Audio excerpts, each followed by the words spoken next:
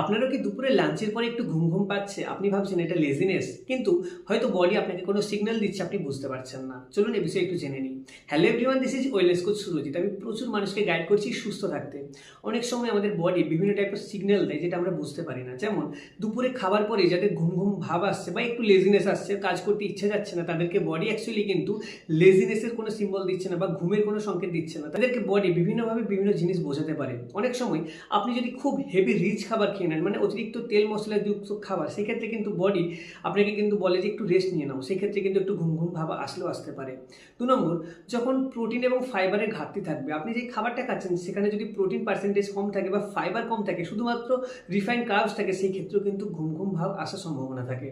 3 নম্বর হচ্ছে যখন আপনার ডাইজেস্টিভ সিস্টেম পুয়ার থাকবে, অর্থাৎ যে খাবারটা আপনি খাচ্ছেন ঠিকঠাকভাবে ডাইজেশন হচ্ছে না, সেই ক্ষেত্রেও কিন্তু ঘুম ভাব আসার সম্ভাবনা বেড়ে যায়। সেই ক্ষেত্রে কিন্তু আপনি লো এনার্জি ফিল করতে পারেন।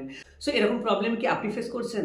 সো আপনার বডি টাইপ অ্যাকর্ডিং কী খাবারের প্রয়োজন রয়েছে, কখন সেই খাবারটা নিলে আপনি এরকম প্রবলেম থেকে বেরিয়ে আসতে পারবেন, হাইলি এনার্জেটিক ফিল করতে পারবেন হোল ডে, আমি কিন্তু আপনাকে গাইড করতে পারি। This is wellness coach Surajit. আমি প্রচুর মানুষকে গাইড করছি সুস্থ থাকতে। আমি কিন্তু আপনার লাইফস্টাইল অ্যাকর্ডিং একটা রুটিন সাজিয়ে আপনাকেও কিন্তু এনার্জেটিক করে তুলতে পারি। সো আমার গাইডেন্স পেতে অবশ্যই কমেন্টে হাই লিখুন।